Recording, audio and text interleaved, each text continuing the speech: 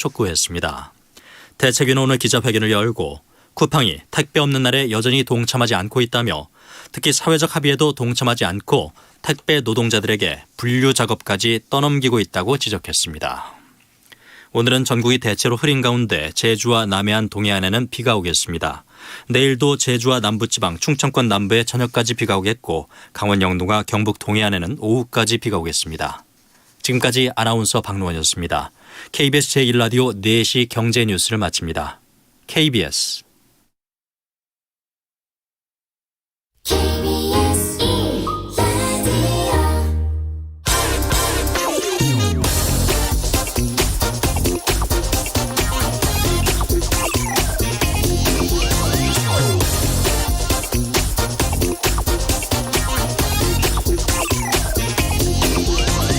네, 태양광 발전에 대한 논란이 계속 시끄럽습니다. 며칠 전에는 조선일보에서 새만금에 설치된 태양광 패널이 이 새똥으로 하얗게 뒤덮인 사진을 보여주면서 이런 태양광을 믿고 어떻게 탈원전하냐 이렇게 보도했습니다.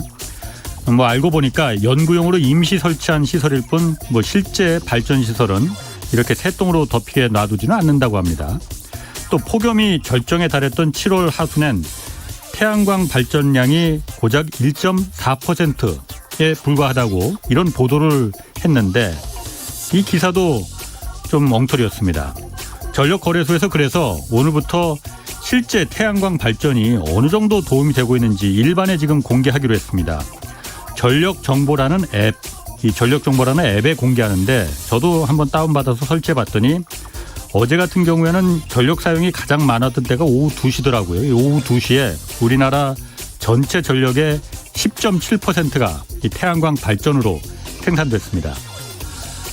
원전이 효율적인 도구라는 걸 부인할 수는 없습니다. 그렇지만은 분명한 건 후쿠시마가 일본을 어떻게 만들어놨는지 우리는 너무나 잘 알고 있습니다. 신재생 에너지의 단점을 찾는 것도 필요하지만 이 가능성과 방법을 먼저 찾아보는 것이 순서일 겁니다. 네, 경제와 정의를 다잡는 홍반장, 저는 KBS 기자 홍사원입니다. 홍사원의 경제쇼 출발하겠습니다. 유튜브 함께 갑시다.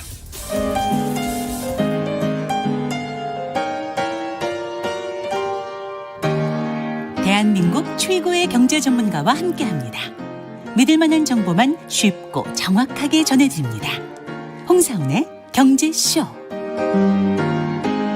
네, 청취자께 책 선물 드리는 이벤트 먼저 진행합니다. 동학개미의 스승으로 불리는 분이죠. 박세익 전무가 쓴 투자의 본질을 매일 4분씩 추첨해서 선물로 드리거든요. 박세익 전문가가 말하는 현명한 투자, 행복한 투자법이 담긴 책, 이 투자의 본질 받고 싶은 분은 성함, 연락처 그리고 주소와 함께 짧은 문자 50원, 긴 문자 100원이 드는 샵 9730으로 문자 보내주시기 바랍니다. 유튜브로는 받지 않습니다. 자, 오늘 본 주제는 중국 정부의 이 규제 리스크입니다. 이 중국 시장 투자에 지금 가장 큰 변수가 되고 있는데 오늘 이 문제 좀 자세히 알아보겠습니다. 김학균 신영증권 리서치센터장 나오셨습니다. 안녕하세요. 네, 안녕하십니까. 오랜만에 나오셨습니다. 예. 오늘 먼저 그 코스피가 많이 내려갔어요. 그렇죠? 네, 많이 떨어졌네요. 특히 반도체가 그 삼성전자 계속 내려가는데. 네. 왜 이런 겁니까? 그 코스피 그 주식이 왜 이렇게 떨어지는 거예요? 일단 오늘 우리 코스피가 37포인트 한 1.1% 떨어졌는데요. 예. 대만이 한국보다 더 떨어졌습니다. 예. 한국과 대만이 반도체 의존도가 높은 시장입니다. 오늘은 SK하이닉스가 조금 올랐습니다마는 어제까지는 SK하이닉스가 고점 대비 30%가 넘게 조정을 받았고요. 예. 삼성전자도 10만 원, 10만 전자 얘기가 나왔는데 지금 7만 원대 초반까지 밀렸으니까요. 예. 굉장히 좀 많이 밀렸죠. 반도체 경기 둔화에 대한 우려가 좀 있고요. 예.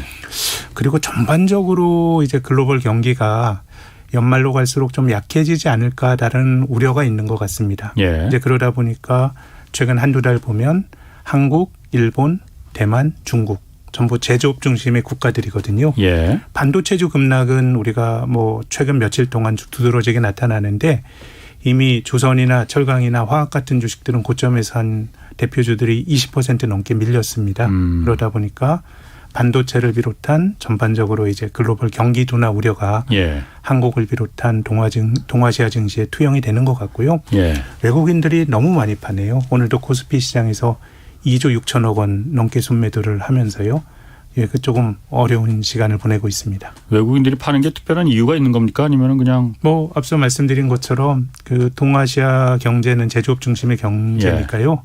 경기가 좋아질 때는 그 주식을 사고 예. 또 경기가 나빠질 때는 주식을 파는 경향이 있고요. 예. 또 두 번째는 뭐 계속 우리가 얘기 듣는 게 미국의 뭐 테이퍼링이거든요. 예. 돈을 푸는 양적완화 규모를 줄이겠다는 건데 네. 뭔가 이제 미국이 돈줄을 줄인다라는 얘기가 나오면은 예. 미국 밖의 금융시장에서 그 외국인 자금의 이탈이 나타났었는데 뭐 지금도 이제 그런 영향이 좀 있는 것 같습니다.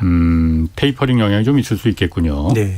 알겠습니다. 그럼 뭐 오늘 좀 본 주제 중국 그 문제, 그 중국 정부의 사회 문제를 정부 통제로 이제 해결하는 걸 홍색 규제라고 한다고 그러더라고요. 네, 홍색 네, 규제. 네. 근데 지금 보면은 알리바바 그때 이제 마윈부터 시작해서 인터넷 기업 한번 철퇴를 가하더니 그다음에 뭐 사교육, 네. 부동산 기업들 그리고 음식 배달 기업 등으로 이어지더니만은 지금은 이번에 또 온라인 보험 여기도 네, 규제를 네. 시작한다고 그러더라고요. 네, 네. 이게 왜 그러는 걸 보험은 그 온라인 보험은 왜 규제를 하는 거예요? 예, 보험사가 서로 간에 이제 담합을 통해서 보험료를 이렇게 설정을 하다 보니까 이 소비자들이 피해를 본다라는 겁니다. 예. 큰 맥락에서 보면 뭐 중국 당국자들의 입장에서 보면 인민, 예. 그 어떤 대중들이 먹고 사는 문제들 좀 어렵게 하는 기업들이 좀 많이 가져가니까 그걸 예. 규제한다는 건데요. 예. 말씀하신 것처럼 얘기가 처음 나왔던 거는 작년 11월 달에 예. 그 알리바바 그룹의 자회사인 그 엔트 그룹이라고 하는 금융 자회사가 있는데요. 핀테크 하는. 그렇습니다. 예. 근데 이 회사가 IPO 한다고 IPO가 진행이 되는데 상장하려고 하는데 미국에. 그냥 그거를 막아버렸습니다. 예. 그래서 그 당시에 이제 우리가 생각했던 거는 알리바바 그룹의 창업주인 마윈이 예. 중국 공산당에게 조금 뭐 찍혔구나. 예. 이제 그런 생각을 했었는데 예. 시간이 지나고 나니까 이게 뭐 알리바바 그룹만의 문제가 아니고요. 뭐 텐센트라든가 이런 기업들은 이제 뭐 그 빅테크 기업들은 반독점 규제 뭐 예. 이런 얘기들이 나오고 있고 사교육도 말씀하셨고 또 얼마 전에는 게임은 또 민중의 아편이다 이런 얘기하면서 또 게임주들이 조정을 받았습니다. 예. 그래서 포괄적으로 보면은 그 중국인들의 삶에 큰 영향을 미치는 기업들에 대한 예. 좀 규제입니다. 특히 예. 배달 앱 같은 경우도 이 배달 앱 노동자들의 인권을 또 얘기를 하면서 네. 그 관련 주가는 조정을 많이 받았는데요. 예. 이 중국인들의 삶에 영향을 주는 많은 기업들에 대해서 조금 이제 규제 얘기가 나오면서 주가들도 많이 조정을 받고 있습니다. 이게 주로 이제 보니까 배달 앱도 그렇고 주로 이제 규제를 중국 정부가 이제 딱 노리고 들어가는 게 이른바 그 플랫폼 기업들. 네. 그러니까 표현이 이게 좀 그럴지 모르겠지만은 그냥 제주는 그 노동자들이 다 해서 돈을 벌어오는데 그냥 왕서방들 네. 그냥 별로 하는 일도 없이 그냥 그 판만 깔아놓고 네. 그 돈만 가져가는 이 플랫폼 기업들을 중점적으로 해서 지금 그 좀 규제를 들이미는 것 같더라고요. 네, 그렇습니다. 이게 그러면 노동자들을 좀 보호하기 위한 그런 부분도 좀 뭐 그런 생각이 있는 맥락도 겁니까? 있고요. 굉장히 복합적인 것 같은데요. 예.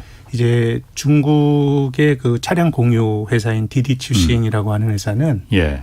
이것도 뭐 어떻게 플랫폼 기업으로 볼 수도 예. 있는데 이 회사가 근데 규제를 받게 된 또 직접적인 계기는 상장을 미국에 했거든요. 예. 그러니까 미국에 상장한 것 때문에 또 공격을 받았기 때문에 예. 큰 맥락에서는 좀 이제 권력이 되고 있는 예. 어떻게 보면 사회주의 국가라고 하는 거는 시장이 가진 자율성보다는 예. 우리가 규제라든가 정보의 입김이 세다 이렇게 말을 할 수가 있는데요. 그렇죠. 예. 시장에서 권력이 되고 있는 기업들에 대한 규제가 나올 수 있다 이렇게 볼 수가 있는데 네. 근데 투자자 입장에서 조금 당혹스럽게 느껴지는 것은요. 예. 중국이 사회주의 국가죠. 옛날에도 예. 사회주의 국가였지만 우리가 중국에 투자하는 입장에서는 네. 중국은 자본주의 국가보다 더 자본주의적이다라고 믿는 그런 느낌이 있었어요. 중국은 굉장히 돈을 중시하는 이재를 중시하는 예. 상업 민족이었고 예. 그래서 이제 중국에 대해서 이런 얘기를 하는 사람이 있습니다. 중국의 수천 년 역사를 보면 이 사람들은 원래 자본주의적이고 장사 중시하는 민족이었고 예. 중국이 자본주의가 아니었던 시기는 1949년부터 1978년까지였다. 1949년은 소위 이제 중국인들이 신중국이라고 하는 사회주의 신중국이 마오쩌둥이 예. 사회주의 국가를 만들었던 시기고요. 1978년은 덩샤오핑의 개혁 개방이 시작하기 전입니다. 예. 그 이전까지는 한 40여 년 동안 30여 년 동안은 중국이 굉장히 이념지향적으로 갔었죠. 그렇죠. 대학진 운동한다 그러면서 몇 천만 명이 굶어 죽고요. 예. 또 문화대혁명이라고 하면서 굉장히 이념적인 걸로 갔었는데 예. 그 30년 제외하면은 원래 중국은 사회주의 국가였다라고 하는 믿음이 있었고 또 비슷한 맥락에서 또 얘기가 나왔던 게 중국이 문화대혁명 이후로 굉장히 이제 어려움을 겪다가 예. 덩샤오핑이 70년대에 개혁 개방을 했을 때 많은 사람들이 자본주의가 중국을 살렸다 이런 얘기를 했거든요. 예. 그런데 2008년도 글로벌 금융위기는 미국에서 탈이 났습니다. 예. 그런데 금융위기 직후에 글로벌 경기를 살린 거는 중국이었습니다. 4조 위안의 경기 부양책을 쓰면서 예. 글로벌 경기를 살렸거든요. 그래서 78년도 70년대 후반에는 자본주의가 중국을 살렸지만 글로벌 금융위기 직후에는 중국이 자본주의를 살렸다는 얘기가 나올 정도로 예. 뭐 중국이라고 하는 나라가 자기 특색의 사회주의를 하는 거지만 기본적으로 정치적으로는 이제 그런 그 약간의 자기식의 어떤 질서를 가져가더라도 시장의 논리를 좀 이제는 인정한다라고 하는 믿음이 있었는데 예. 지금은 그런 것들이 좀 많이 좀 그 흔들리고 있는 거 아닌가라는 생각이 들고요. 예. 물론 이제 정치라고 하는 것이 어떤 정치적인 질서가 경제적인 자원 배분을 하는 그런 측면도 있는데 예. 뭐 모든 자원 배분을 시장이 하는 경제만 있는 것도 아니고요. 또 정부가 하면 다 자본주의 그 사회주의지만은 예. 자본주의를 어느 정도 이제 정부가 개입은 하는데 예. 지금은 조금은 중국이 그런 선을 넘고 있는 거 아닌가라는 생각이 들고 예. 그래서 중국이 개혁 개방 직후에 1989년도에 북경의 천안문에서 대학살이 있었죠. 예. 예. 그때 서구가 경악을 했습니다. 그랬죠. 이런 어떤 권위주의적인 이런 행태를 경악을 했는데 그때 많은 서구인들이 가졌던 생각은 중국이 소득이 늘고 그러면 이제 정치적으로도 뭔가 이제 서구식의 예. 거버넌스가 들어갈 수 있을 거란 기대가 있었거든요. 네.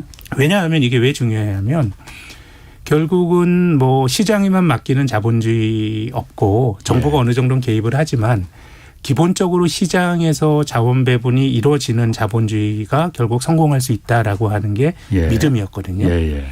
우리나라가 성장할 때도 60년대 70년대 경제 개발할 때는 시장이 한 게 아니죠. 국가가 주도했죠. 국가 주도였죠. 계획 경제였고. 예, 일본도 대장성의 주도로 한 겁니다. 예. 그런데 일본은 계속해서 관료들의 영향력이 크고 자민당이 50년간 집권을 하고 하면서 하다 보니까 저는 일본 경제가 활력을 잃었다고 보고요. 예. 우리나라는 이제는 시장의 자율성이 굉장히 커진 예. 이런 것이고 이런 것이 정치 권력에서 시장의 자율성이 높아지는 과정에서 한국도 1987년도에 민주화라고 하는 게 있었는데요. 예. 그래서 이제 천안문 사태를 보면서 많은 서구인들이 지금은 권위주의적인 색깔이 있지만 소득이 늘어나고 중산층이 늘어나고 정치 구조도 바뀌고 예. 그런 과정에서 자원 배분도 시장에서 좀 이루어질 수 있을 거란 기대를 예. 가지고 있었는데 최근에 나타나는 모습은 조금 다른 중국의 모습을 우리가 보고 있다고 생각합니다. 국가가. 네. 안 그래도 지난주에 그 안유아 성균관대 교수가 한번 나와서 비슷한 중국의 지금 움직임에 대해서 좀 분석을 했었거든요. 네. 안유아 교수가 이런 분석을 하더라고요. 그러니까 이런 용어를 썼어요. 중국 나와 있대 중국 정치국 회의에 국가 독점 자본주의로 가겠다. 네. 그 독점이라는 말이 우리가 말한 그 좀 뉘앙스가 좀 매우 안 좋은 그거로 들리는데 그게 뭐냐면은 자본이 너무 민간들한테 다 쏠리다 보니까 그걸 이제 중국이 처음에 이제 개혁을 하면서 개혁 개방을 하면서 민간이 좀 큰 돈을 벌어와라라고 이제 했던 게 성공을 했는데 그러다 보니까 빈부격차가 너무 커져버리니까 네. 네. 이게 다 같이 못 살 때는 견디거든요. 그런데 어느 누군가가 저기는 똑같이 우리 고생했는데 너무나 잘 살게 되면은 그때부터는 이제 불평 불만이 터져 나오고 공산당의 안위가 좀 위태위태한 거 아니냐 그래서 네.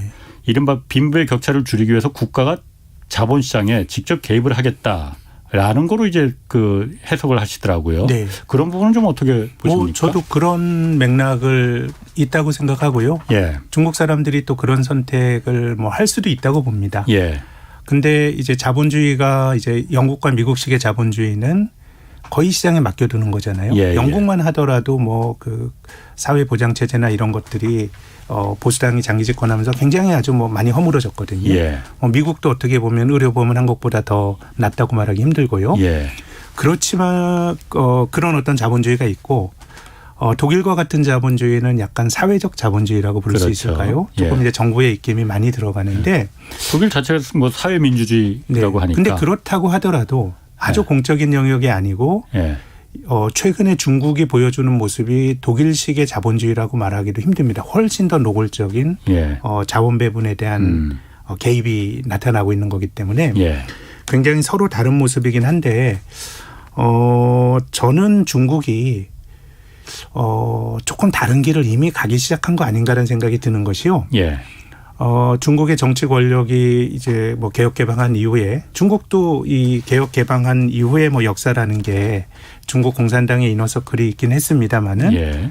그래도 그 지도자의 임기가 시작이 된 건 장점인 때부터 아닙니까? 예. 한 10년 하고 그렇죠. 그다음에 후진타오가 한 10년 하고 예. 그 10년이 지날 때는 5년 지나면 다음 후계자가 나오고 예, 뭐 이런 예. 과정이었죠. 지금 그게 바뀐다 이거죠. 2012년도에 시진핑이 들어올 때도 예. 리커창이라고 하는 사람과 경합을 하다가 그렇죠. 시진핑이라는 사람이 들어왔는데 예. 이제는 뭐 시진핑 주석이 아주 독주기가 없어진 거잖아요. 예. 뭐 부정부패의 명목으로 이제 그 전부 다 경쟁자를 또 없애버리고. 근데 저는 이런 일련의 뭐 권위주의라 그러면 이것이 뭐 너무 서구식의 시각이다라고 뭐 비판받을 수도 있겠습니다만은 예. 뭐 제 기준으로는 권위주의라고 말씀을 드리면 예. 이런 것이 경제에서 나타났던 두드러진 모습은요. 중국에서 국유주 매각이라고 하는 게 있었습니다. 국유주 예. 매각은 뭐냐면 중국이 사회주의 국가이기 때문에 정부 기업의 소유주도 뭐 지방 정부나 아니면 중앙 정부거든요. 예. 그런 그런 어떤 정부의 지분을 시장으로 매각을 하는 이게 네. 어떻게 보면은 민영화시키는 게 국유주 매각이고요. 아하, 예. 중국 증시가 90년도인가 92년도인가 만들어졌어요. 예. 근데 크게 보면은 그런 어떤 정부 지분을 시장으로 매각하는 국유주 매각의 과정이 나타났는데 예. 시진핑이 집권한 이후로는 국유주 매각의 규모가 확 줄어들었습니다. 국유주 매각이 줄어들었다는 거는 결국은 민영화에 대해서 더 이상 용납하지 않겠다. 혹은 그냥 정부 주도로 가겠다라고 예. 하는 것이고요. 그렇게 보면 저는 중국이 제대로 구조조정을 안 하고 있다라고 생각을 하는데 예. 철강이나 뭐나 전부 공급과잉이에요. 예. 중국 때문에 지금 어떻게 보면 중국의 공급과잉 때문에 그런 류의 주식들도 장기간 안 됐죠. 예. 한국의 관련 주식들도 2011년부터 19년까지 뭐 박스피라고 불리우는 굉장히 어려운 시기가 있었고 예. 코로나 터지고 나서 그냥 한번 주가가 확 올라갔다 지금 또 어려운 건데 그럼 중국이 제대로 구조조정을 안 하는 게 저는 기업의 어떤 소유 구조와도 관련이 있다고 봅니다. 민간으로 넘어가게 되면 수익성이나 이런 걸 생각하는데 예. 아니, 국유 기업이 수익성이 뭐가 중요해요? 오히려 고용이 중요하죠. 예. 저는 그 중국이라고 하는 공동체가 그런 선택을 할 수도 있다고 봅니다. 예. 꼭 뭐 주주들의 권익만 맞습니다. 중요한 게 아니고 예. 뭐 고용을 선택하면 할 수가 있는 거예요. 예. 예. 다만 이제 투자자의 눈으로 본다 그러면 자본이 가진 효율성이나 수익성이 중요한데 예. 그런 점에서 보면은 뭔가 조금 과거와는 다른 모습들이 나타나고 있는 것 같고요. 그래서 저는 짧게 보면 중국이 경제적 자원 배분에 정치 권력이 많이 개입을 하는 게 예. 짧게 보면 작년 11월 알리바바 그룹의 엔트 그룹 사건으로부터 시작됐지만 예. 조금 길게 보면 시진핑이 집권한 이후에 나타나고 있는 일련의 어떤 정치적 프로세스와 예. 경제에 있어서의 어떤 국유주 매각 지형 같은 건 비슷한 맥락인 것 같고요. 예. 그래서 뭔가 아무튼 자원 배분에 정부가 많이 그 개입하는 모습이 나타나고 있고 이건 뭐 제가 경제 전문가이기 때문에 그렇습니다만 제가 중국에 코로나가 터지기 전엔 중국에 출장을 1년에 몇 번씩 가거든요. 예. 가서 보면 제가 인상 깊었던 것은 중국의 서점에 가면 공자에 대한 책이 막 있어요. 공자. 예. 근데 우리가 시진핑 정부가 굉장히 뭐 권위주의적이라고 하고 또 문화 대혁명 때 어떤 홍위병들이 했던 그런 것들도 지금 뭐 추억으로 재생이 된다는 거 아닙니까? 예. 근데 공자가 문화 대혁명 때 그 보수 사상의 잔재라 그래서 다 때려 부셨던 거예요.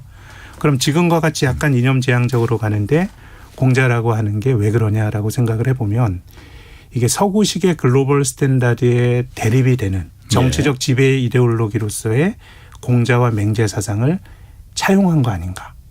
그러니까 뭐 서구에서는 서구식의 잣대로 보면 공산당이 이너서클이 다 결정하고 너네는 선거도 안 하고 예. 이게 밀실에서 하는 권위주의 체제라고 보는 건데 중국이 그런 어떤 서구식의 선거 문화나 이런 것과 대비가 되는 자신들의 전통적인 어떤 이데올로기로서 저는 공자와 맹자 사상을 차용하는 면도 있는 것 같고요.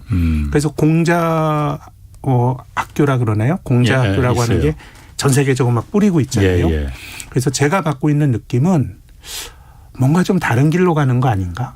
특히 투자자의 시각에서 보면 반대 방향이네. 예, 그들이 자기들의 어떤 공동체의 이익에 맞는 선택을 하는 거는 중국인들의 권리라고 생각합니다. 예. 근데 투자라고 하는 것은 그런 어떤 개별 국가의 특수성도 있지만 글로벌 보편적으로 적용이 되는 논리들도 있는데 예. 조금은 다른 길로 가는 게 아닌가라는 생각을 하게 됩니다. 지금 뭐 센터장님이 자꾸 다른 길이라고 하지만은 투자자 입장에서 안 좋은 길로 그야말로 투자를 좀 꺼리게 하는 방향으로 간다는 말로 지금 저는 하시는 그렇게 거잖아요. 생각합니다. 이 투자의 질서라는 것 자체가 예. 주식시장 뭐 이런 것들이 다 영미식 자본주의의 산물입니다. 예. 앵글로색슨 민족들이 만들어 놓은 거고요. 예. 게임의 규칙이 그런 거기 때문에 예.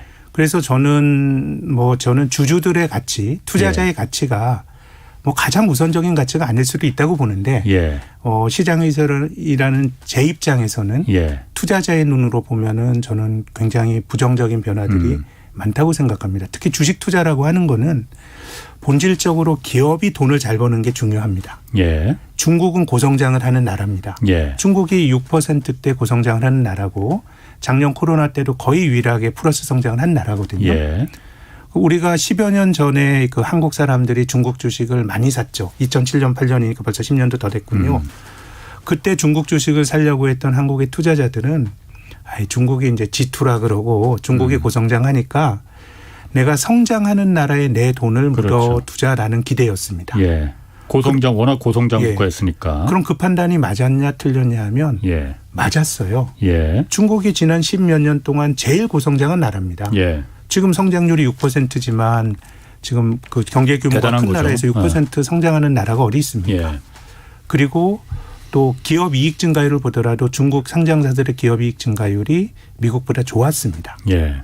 그런데 중국의 상해 종합주가 지수가 한국의 그 중국 투자 붐이 일었던 2007년도에 6,100좀 했거든요. 예. 근데 지금 3,500입니다. 그러니까 제가 말씀드리고 싶은 것은 지금 우리가 보고 있는 일련의 중국에서의 어떤 소위 홍색 규제라고 하는 게 예. 지금 보고 있지만 예. 장기적으로도 중국 주식의 성과는 별로 안 좋았어요. 그러니까 그럼 이게 왜 중요하냐 그러면 앞서 말씀드린 것처럼 고성장하는 나라에 투자한다라고 하는 아이디어는 맞았지만 예. 투자라고 하는 것은 기업들이 잘 벌어들인 이익이 주주들에게 잘 넘어가야 되거든요. 예. 이게 지배구조고 어떻게 보면 사회적인 신뢰 인프라거든요. 예. 그런데 저는 일반적으로 중국을 비롯한 신흥국은 그런 것들이 결여가 돼 있기 때문에 예. 주식을 장기 투자해도 잘 안 되는 게 아닌가라는 생각이 들고요. 비슷한 맥락에서 우리 경제가 지금보다 훨씬 역동성이 있었을 때가 8, 90년대였거든요. 경제 그렇죠. 성장률이 10%가 넘고. 그렇죠. 그럼 8, 90년대 우리 증시의 성과가 좋았냐. 80년대 후반 3조 호황 딱 3년만 좋고 나머지는 500포인트와 1000포인트 사이로 왔다 갔다 했습니다. 그럼 이게 왜 주가라고 하는 게 성장을 배반하는가 하면 그거는 그 주주들의 권리를 잘 지켜줄 수 있는 시스템이 안 됐던 겁니다. 한국도 그 당시엔 역시. 우리나라가 80년대 예. 중반에 국제그룹이라고 하는 그 10대 재벌에 안에 드는 회사가 정치 권력을 날려버렸잖아요. 예. 또 기업들은 우리나라 3대 재벌이었던 대우그룹은 예. 물론 본인들은 여러 가지로 뭐 항변을 합니다마는 분식회계를 했잖아요. 예. 법원에서도 그렇게 판정을 받았고 예. 이런 것들이 기본적으로 주주들의 이익을 잘 지켜줄 수 있는 신뢰 인프라가 빠진 데서는 예. 장기 투자가 잘 안 되는 거고요. 그런 점에서 보면 지금 중국에서 벌어지는 일들도 기본적으로는 재산권에 관련된 나를 지킬 수 있느냐라고 하는 건데 예. 이런 것들이 결여된 나라에서는 주식이 잘 안 됩니다. 그러면은 그 어쨌든 자본시장에서 보는 그 이 선이라는 것과 이 공동의 보편적인 선이라는 건 차이가 분명히 있을 수 있거든요. 있을 수 있죠. 자본시장에서 보는 선이라는 거는 내가 투자자 입장에서 A라는 기업에 투자했으면은 그 A라는 기업은 이익을 극대화시키기 위해서 다시 말해서 주가를 최대한 끌어올리기 위해서 인원을 다 정리하고 시키고 타이트하게 남겨서 이익만 극대화시키는 게 가장 투자자 입장에서 봤을 때는 최고의 선이 있지 않습니까? 그런데 우리 사회에서 봤을 때는 그걸 또 선이라고 말할 수는 없는 거잖아요. 네, 네. 그게 바로 괴리가 좀 있는 거긴 해요. 괴리가 있죠. 그러면 제가 궁금한 게 그겁니다. 중국 정부가 그 센터장님이 말씀하신 이런 사실들을 잘 알고 있을 거 아니에요.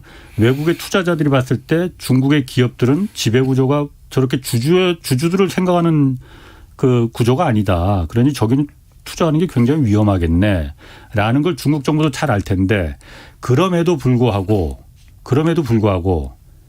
이렇게 그야말로 그 규제의 철퇴를 계속 가하는 거는 중국 정부로서는 뭔가 뜻하는 바가 그 투자를 갖다 희생하면서까지도 뜻하는 바가 뭔가 있기 때문에 그런 걸 거 아니에요. 그럼요. 제 생각엔 개방에 대한 시각도 다를 수가 있는 게요. 예.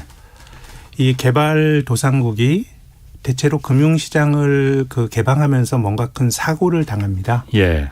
우리나라가 그 92년도부터 외국인에게 주식시장을 개방을 했고요. 예. 또 1996년도에는 선진국 클럽이라고 하는 OECD 가입을 했죠. 예.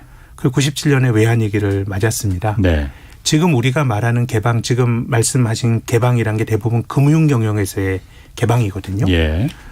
소위 그 실물 경제에 투자하는 그 투자는 뭐 어떻게 보면은 굉장히 활발하게 벌어지고 있는데 우리가 암묵적으로 말하는 개방이라고 하는 거는 투자자들의 어떤 돈에 대한 개방인데요. 네. 개방 잘못했다가 그 고생한 나라들이 많기 때문에 사실 중국인들 입장에서는 무슨 그렇게 지배구조 주식시장의 어떤 지배권을 외국인에게 넘기는 개방이 중요하겠나 싶어요. 그래서 중국이 주식시장을 개방하면서 그래도 이제 개방도를 넓히면서 후광통이라든가 뭐 이런 걸 하잖아요. 예. 홍콩을 통해서 중국 분토 주식을 살 수 있지만 그렇죠.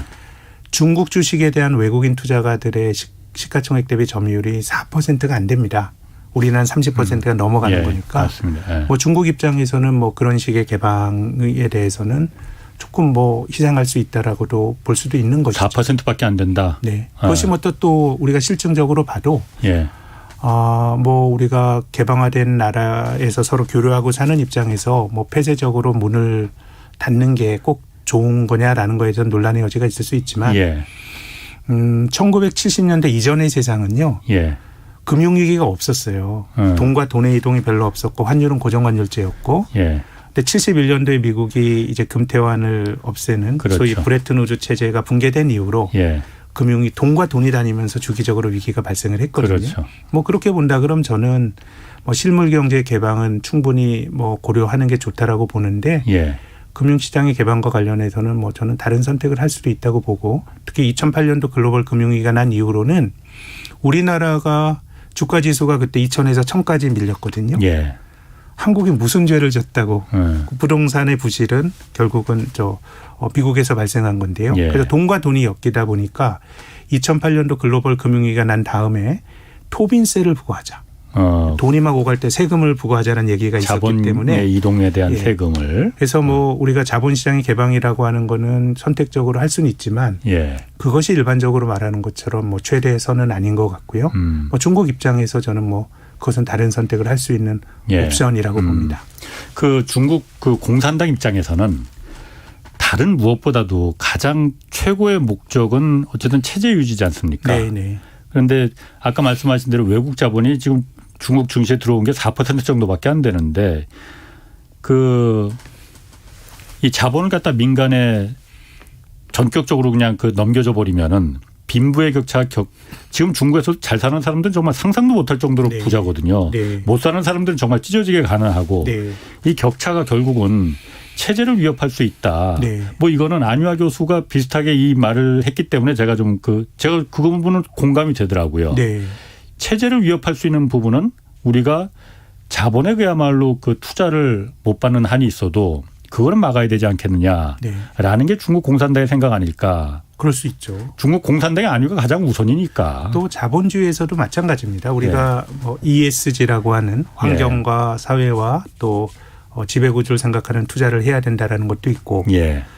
또 지금 우리가 미국에서는 그 애플이나 아마존과 같은 반독점에 대한 또 규제를 하잖아요. 자본주의마저도. 예. 이것이 어떻게 보면 특정한 플레이어들이 너무 있다라고 하는 것에 대한 인식인데 예. 이제 거기에 대처하는 방식이 이제 차이가 많이 나는 것 같고요. 중국이야말로 우리가 사회주의 그 자본주의보다 더 자본주의적인 나라라고 생각했던 중국이 어떻게 보면 사회주의의 버전으로 예. 사회주의의 모습으로 네. 어떻게 보면 대처를 하는 모습을 지금 보고 있는 거 아닌가라는 게 제 생각입니다. 그렇군요. 그럼 중국이 지금 이렇게 이 규제하고 이런 부분에 대해 하는 게 한국 증시에는 그럼 어떤 영향이 좀 있을까요? 직접적으로는 네. 이제 영향이 별로 크지 않을 것 같습니다. 예. 지금 이제 그 규제를 받는 것들이 중국인들의 삶에 직접적인 영향을 미치는 것들이니까 전부 다 내수거든요. 예. 내수다 보니까 이제 비즈니스에서 얽힐 일은 별로 없고 예. 다만 이제 두 가지 점에서 좀 부정적인 영향이 있을 수 있는데 중국 주식을 산 투자자들이 있죠. 우리나라가 해외 투자가 최근 3, 4년 전부터 굉장히 예. 붐을 이루는데요. 뭐 해외 주식 많이 사고 있고 저는 뭐 우리 포트폴리오가 다변화된 게 되게 좋은 일이라고 생각하는데 예. 미국에 물론 압도적으로 전체 해외 투자의 한 85%가 미국으로 가고요. 예. 또 전체 해외 투자의 10% 정도는 중국 주식을 샀습니다. 뭐 텐센트 같은 경우는 한 뭐 3, 4천억 원 정도 한국인들이 갖고 있는데 예. 지금 빅테크 규제 때문에 텐센트가 한 40% 떨어졌으니까 예. 해당되는 주식을 가지고 있는 투자자분들은 좀 손해를 볼 여지가 네. 있고 또 간접적으로 한국이 피해를 볼 수 있는 거는 외국인 매도인데요. 예. 왜 중국 기업 나쁜데 왜 한국 주식을 파냐 이렇게 생각하실 수 있지만 예. 이제 다 같이 투자라고 하는 보는 게 건가 그러면은? 그런 것도 있지만 예. 요즘은 이제 개별 기업을 사는 액티브 투자. 내가 예. 삼성전자를 좋으니까 삼성전자를 고르는 건 액티브 투자입니다. 예. 근데 한 덩어리로 주식을 사는 걸 패시브 투자라고 합니다. 예를 들면 그냥 아시아 주식을 사자 예. 아니면은 아시아에 있는 IT 기업을 사자라는 예. 묶음으로 사는 게 패시브 투자인데 한국이든 중국이든. 그렇죠. 예. 그래서 이제 요즘은 패시브 투자가 액티브 투자보다 규모가 더 크거든요. 예. 그래서 중국이 규제 리스크 때문에 중국 주식을 팔아. 예. 그러면 거기 펀드에 있는 대만 주식이나 한국 주식도 같이 매물을 맞을 수가 있기 때문에 뭐 외국인들의 최근의 이탈이 뭐 꼭 그것만으로 설명하지 않아도 빠져나간 뭐 테이퍼링이나 예. 아니면 반도체기가 나쁠 것 같아서 팔 수도 있지만 예.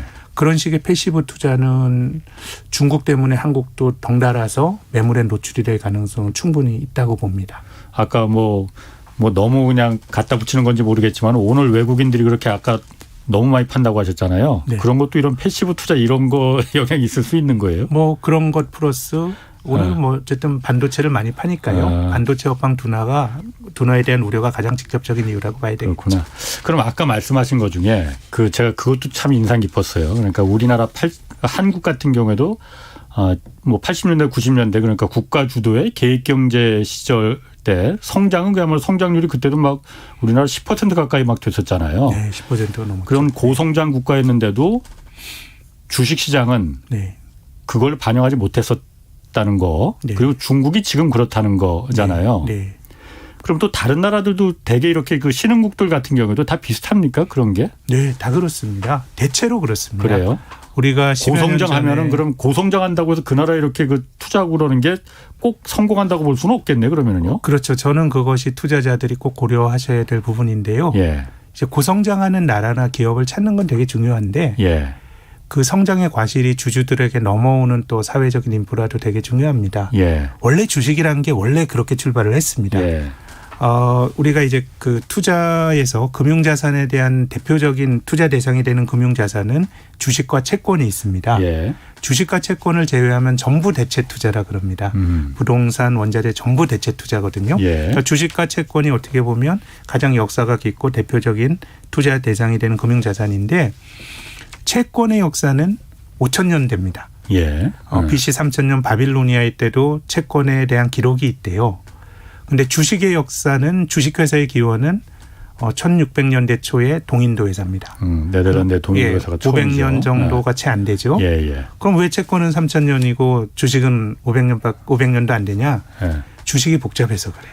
채권은 저랑 홍 기자님과 예. 제가 홍 기자님께 돈 빌리면서 언제까지 갚을게요, 이자는 얼마 예. 드릴게요 하는 차용증도 채권입니다. 예. 구조가 되게 단순한데요. 간단하네. 예. 주식은요. 제가 계속 지배구조를 말씀드리는 게 주식회사의 기원은 동인도 회사예요. 예. 동인도 회사는 제 생각에는 당대의 벤처 기업이었다고 봅니다. 자본을 좀 끌어모으기 위해서 배를 띄워서 예. 이 향신료를 찾아서 인도나 인도네시아로 가는 거예요. 예. 그러다 콜럼부스처럼 엉뚱한 데 갈 수도 있고 예. 조난으로 안 올 수도 있어요. 예. 그렇기 때문에 그 런던이나 암스테르담에서 만들었던 동인도 회사에 투자한 주주들은 기업의 주인이죠. 예. 근데 그 아주 귀한 귀족들이 예. 그 배를 탔을까요? 안 탔을까요? 저는 안 탔을 확률이 더 높다고 봐요. 안 탔겠죠. 예, 그 기업의 소유권은 주주들이 갖고 있지만 예.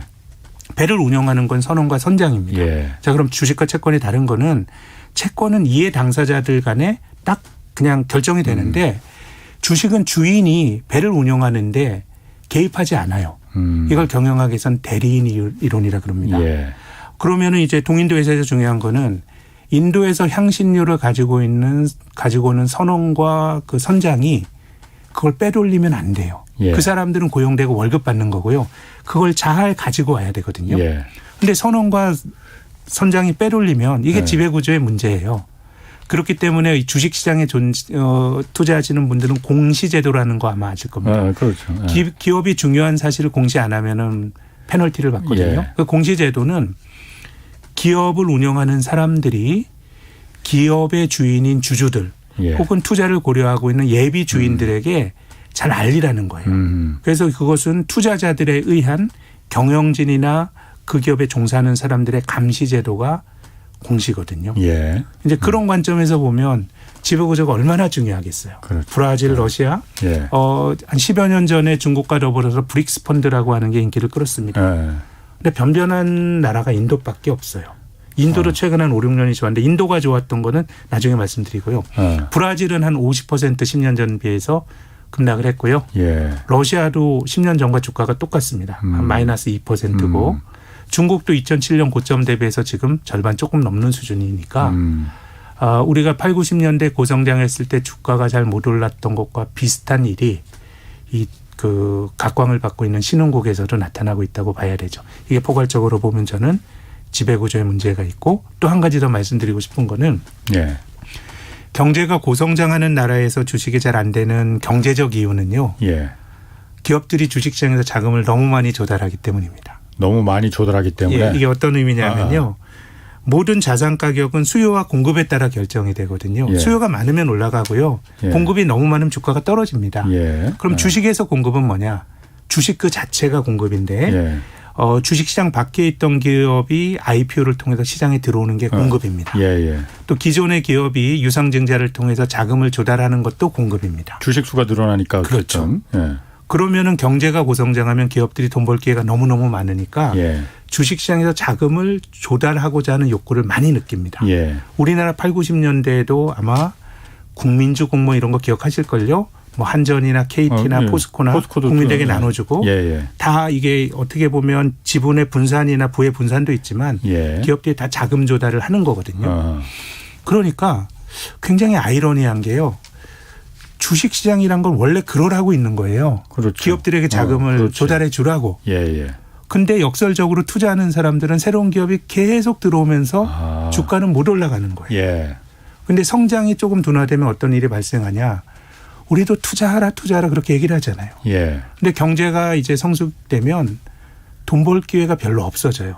저는 자본주의 선진국이라고 하는 개념을 경제적으로 풀면 이미 경제적으로 자원이 효율적으로 배분이 되어 있는 상태. 예. 제가 KBS 앞에서 목 좋은 데서 빵집을 하려고 그래요. 예. 보니까 옆에 빵집이 또 있어요. 한 20m에 오른쪽 또 빵집이 예. 또 있어요.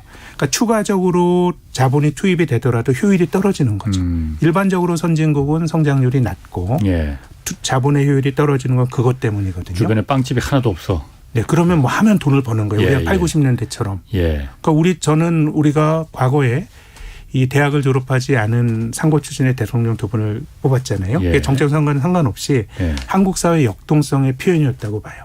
예. 대학을 나오지 않더라도 장사를 하더라도 자식들 다 교육시키고 예. 부를 모을 수 있었어요. 근데 지금 그런 세상 아니잖아요. 예. 그래서 선진국이 되면 기업들이 주식시장에서 자금 조달하는 게 아니고 예. 있는 돈을 주식시장에 써요. 예. 한국도 기업들이 IPO나 유상증자를 통해서 자금 조달하는 것보다 예. 자사주 매입 같은 게 더 많거든요. 아, 그러니까 매우 역설적이에요. 그러네요. 그래서 이제 그런 자본주의를 보고 아니 그럼 주식시장이 왜 존재해요? 기업들에게 돈을 몰아주라고 있는 건데 오히려 기업이 있는 돈을 주주들이 빼가는 자본주의예요. 그럼 당위적으로 이건 나쁘다고 말할 수 있죠. 예. 근데 주주들에겐 되게 좋은 거죠. 저는 한국의 코스닥 시장이 안 되는 것도 너무 공급이 많기 때문이라고 봅니다. 최근에는 코스닥 주가가 좀 올랐습니다마는 장기적으로 보면 코스닥은 주식의 성과가 별로 안 좋았거든요. 예. 그게 왜 그러냐. 지금 코스피 시장에 상장된 건 한 800개예요. 예. 그럼 코스닥 시장에 상장된 건 아마 1,500개 정도가 될걸요. 너무 종목이 많아요. 예. 그럼 우리가 기업을 육성한다는 관점에서 보면 코스닥 개인 투자가들이 많이 투자하는 시장이거든요. 예. 성장하는 신기업에 우리 국민들이 돈을 몰아줬어요. 예. 그건 굉장히 좋은 일이고 주식시장 그러라고 있는 거지만 실제로 투자하는 사람들은 과실을 보지 못했어요. 그것은 과도한 공급이 계속 주가를 억누르기 때문에 어떻게 보면 우리가 교과서에서 배운 주식시장이 기업에게 자금을 공급하는 장이라고 하는 논리가 신흥국 시장에선 잘 작동을 하는데 예. 역설적으로 그 시장에서 투자하는 사람들에게는 별로 성과를 못 주는 거예요. 그래서 저는 오히려 투자는 조금 어떤 그 나라 경제 투자 붐이 좀 일단락이 되고 지배구조가 잘 갖춰진 나라에서 하는 게 좋지. 또 주식이라고 하는 것의 본질이 벌어들인 돌이 주주들에게 잘 넘어가는 그런 사회적 신뢰 인프라가 필요하기 때문에 성장만 하는 나라에 투자한다 그러면 저는 성장이 내 투자 성과를 배신할 수도 있다고 봅니다. 오히려. 네. 참 그럴듯하네요. 우리나라 8, 90년대를 생각하시면요. 예. 그런 거죠. 제가 예전에 이제 중국에 출장을 가보면 한 10여 년 전에 중국이 고성장한다는 걸 느낄 때가 예. 이게 일종의 구조물이 시각적으로 뭔가 새로운 건물이 계속 올라가요. 예. 예. 상해에 갈 때 비슷한 호텔에 보니까 한 6개월에 갈 때마다 다른데요. 우리나라에서 그런 빌딩이 올라갔을 때 63 빌딩이 올라가 그럴 때 주식시장의 성과는 별로 좋지 못했어요. 그러니까 성장과 주식의 성과는 조금 다른 측면에 걸러서 저는 의사결정을 해야 된다고 봅니다. 그렇군요. 지금 뭐 제가 하도 얘기가 재미있어서 지금 보다 보니까 댓글에 잠깐 보니까 김학균 선생님, 홍사훈 학생 딱 이렇게 이 표현이 나오네요. 무슨 말씀이에요? 제가 딱 맞는 것 같아요. 제가 오늘 참 재밌게 잘 들었습니다. 제가 얼마 전에 그래서 며칠 전에 누가 그런 얘기를 하셨더라. 요즘에 기업들 IPO에서 많이들 네. 새로 공모하고 상장 많이 하잖아요. 네. 이런 시기에는 주식이 또 확 늘어나니까 네. 오히려 다른 그야말로 주식들은 그때 또 떨어진다고 그러더라고요. 그렇죠. 그래서 과거에 투자자의 관점에서는 기업이 IPO를 막 새로운 기업이 들어올 땐 일단 조심을 해야 돼요. 왜냐하면 기업 입장에서 그 기업을 가장 잘한 기업 입장에서는 가장 자기들이 좋을 때 상장을 합니다. 왜 그러냐면요. 기업 입장에서는 주식 수를 조금 발행하고 자금 조달하는 게 좋은데요. 이게 어떤 의미냐면 저랑 홍 기자님이 투자한 빵집이 있다고 가정해 보겠습니다. 우리가 처음에 빵집을 할 때는 10,000원씩 내서 자기 자본 2만 원짜리 회사입니다. 2만 원이 사업 미천이죠. 우리가 IPO에 참여한다라고 한 기업의 사업 미천을 대주는 거거든요. 그렇죠. 근데 우리 빵집이 상장했어요. 주가가 막 결정이 됩니다. 근데 우리가 5만 원이 필요해요. 5만 원이 필요한데 이 주가가 5만 원일 때 내가 그 자금을 조달한다 그러면 주식을 한 주만 발행해도 5만 원을 땡길 수 있어요. 그렇죠. 왜 주식수를 조금 발행하는 게 기존 주주들 입장에서 왜 중요하냐면 한 주 주더라도 저랑 원래 홍 기자님은 두 주 중에 한 주 가지고 지분율이 50%예요. 근데 한 주만 주고 5만 원을 땡길 수 있으면 세 주 중에 한 주니까 내 지분율은 33%입니다. 좀 희석이 된다 그러는데요. 근데 주가가 10,000원일 때 5만 원 조달하려 그래요. 그럼 주식을 5주 발행해야 됩니다. 희석이 되네. 내가 더 낮아지네 지분이. 그걸 외부 지분 받아들이면 내 지분은 7주 중에 한 주밖에 안 돼요. 그렇죠. 그러니까 기업 입장에서는 가장 좋을 때 상장을 하니까 상장이 많이 된다는 건 많은 이들이 이제 주식이 고점 부근이다라고 생각할 수 있기 때문에 조심해야 되고 또 두 번째는 제가 말씀드린 것처럼 뭐 사실 주가라는 게 뭐 상장하는 회사도 뭐 주식시장을 뭐 정확히 할 수는 없는데 그 자체가 공급이에요. 공급이기 때문에 공급이 늘어나면 주가가 억눌릴 수 있기 때문에 최근에 많이 이제 상장이 늘어나고 있는 것도 한편으로는 조금 조심스럽게 볼 여지가 있는데 근데 최근에 상장에 대한 제 견해를 말씀드리면 어쨌든 공급이 는다는 게 기존 투자자에게 좋은 건 아닌데 요즘은 돈이 너무 많이 들어온 것 같습니다. 한국 사람들이 7월 달만 하더라도 한 달에 그 직접 투자 자금이 9조 2천억 원이 들어왔습니다. 예. 근데 우리가 과거에 한국 사람들이 주식에 미쳤다, 주식에 열광한다 이런 식의 보도를 KBS에서 하실 때는 예. 한 달에는 5조 원, 6조 원 들어오는 게 사상 최고치 규모였어요. 예. 근데 지난 7월에만 9조 원이 들어왔으니 공급이 느는 건 굉장히 나쁜 악재지만 지금 뭐 어쨌든 이유가 어쨌든 한국 사람들이 주식을 많이 하니까 수요가 늘어나니까 예. 공급의 부담을 완충시킬 수 있는 게 지금의 상황이라고 보는데 예. 그래서 일반적으로는 저는 공급이 느는 때는 좀 주의해서 볼 필요는 있다고 봐야죠. 그런 대형 IPO 기업 상장할 때는 좀 피하는 게 그런 것들이 많이 있다 그러면 그 자체가 물리적인 수급 부담이니까요.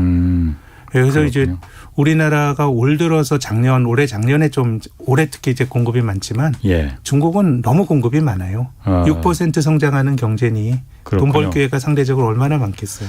요 기업 이제 공개 그리고 상장 요 부분은 사실 저도 굉장히 궁금한 게 많거든요. 다음에 한번 센터장님 다시 한번 나오셔서 그 주제만 갖고 한번 좀 다루는 거로 하고 아까 잠깐 말씀하시길 신흥국 중에서 고성장을 하는데 뭐 브라질, 러시아 다 별 볼 일 없었지만 아까 인도 잠깐 이거 괜찮은데 네. 나중에 얘기해 주신다고 그랬잖아요. 인도는 괜찮았던 거예요, 그러면은?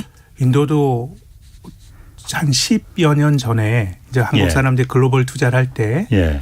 인도와 중국이 많이 이제 비교의 대상이 됐었습니다. 10수년 전만 하더라도 예.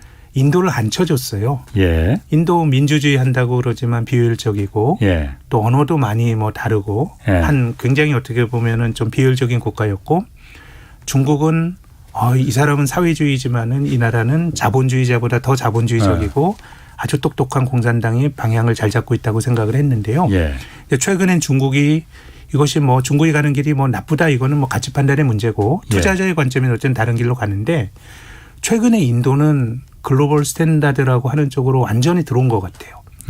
일단 모디 총리라는 사람이 장기 예. 집권하면서 예. 미국식의 자본주의를 이식을 했고요. 얼마 전까지 그 인도의 중앙은행 총재였던 라구람 라잔이라고 하는 사람은 미국에서 공부한 사람인데요. 예. IMF의 수석 이코노미스트가 갔어요. 중앙은행 총재로. 중앙은행 총재는 그만뒀는데요. 예. 그래서 저는 인도의 주식이 좋았던 게 뭐 여러 가지 이유가 있겠습니다마는 뭔가 제도와 이런 쪽에서 좀 글로벌 스탠다드 쪽으로 간 것 같고 제가 글로벌 지배구조가 그렇습니다.